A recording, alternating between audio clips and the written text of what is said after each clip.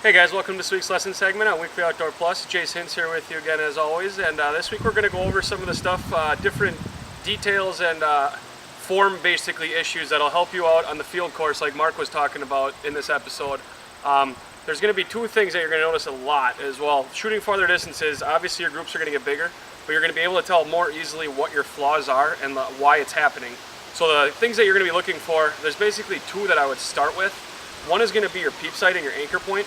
When I'm talking about your peep sight and your anchor point is obviously a huge key, because if you're not in the exact same place looking through the center of your peep sight every time, it's like a second sight, it's going to be way off. A lot of people will start sinking down farther or higher up where they're going to be looking not through the center of their peep sight. One thing that a lot of people shooting outdoors do is get a smaller peep sight, not crazy small so you can't see anything, but smaller than your normal hunting, half-inch peep sight, because when it's that big, obviously, or the 1/8 inch, those are getting kind of big where you can't actually see through them, or when you're looking through them, you're not sure if you're exactly centered or not. You want to make sure that if you have like a housing on your sight, that your peep sight will surround the housing so they're the exact same size, so that it'll actually make sure that you're centering it every single time. Those are one thing that will definitely make a difference by far on shooting left, right, up and down. Everything will make a difference if you don't have the perfect anchor point in the same spot, looking through the same spot in your peep sight. The next one that's going to be, again, huge, like we talk about a lot of weeks, is going to be your front arm and your grip. When you're shooting your bow at those farther distances, especially when you have a good shot and good follow through, when it happens, your arm, you should actually be able to see it, your bow and everything go straight at the target.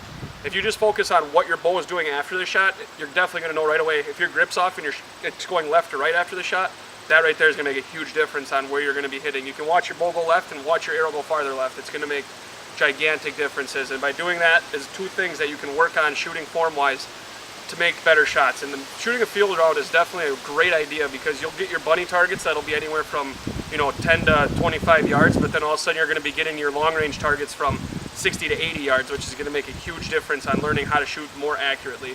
Another big key is don't get discouraged if you're shooting at the far back targets and all of a sudden you got a bigger group. You know what? Everybody has a bigger group. It's just how it works, obviously. So keep your head up, keep shooting at it, and keep trying to figure out why it's shooting differently.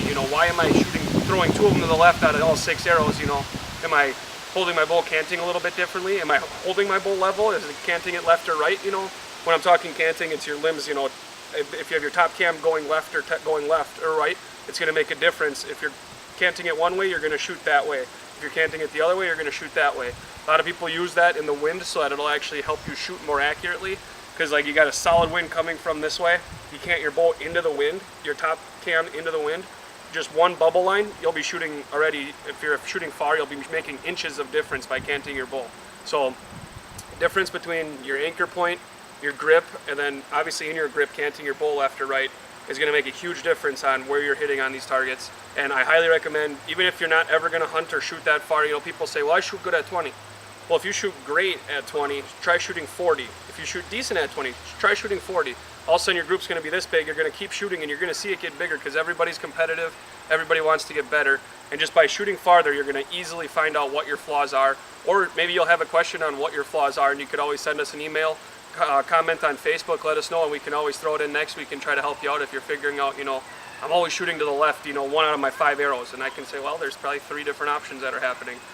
Go over these different ideas. Shoot farther. I challenge you, definitely shoot farther. Make sure you shoot safe though. Make sure you're not going to shoot anything past your target, not hitting any houses, not shooting towards cars, obviously, no playgrounds or anything. Be very smart about where you're shooting if you're going to shoot farther, because again, it's going to be more of a challenge, especially shooting in the wind farther. Again, whole nother task that you got to try to take on. But biggest thing is go over those little tiny ideas here.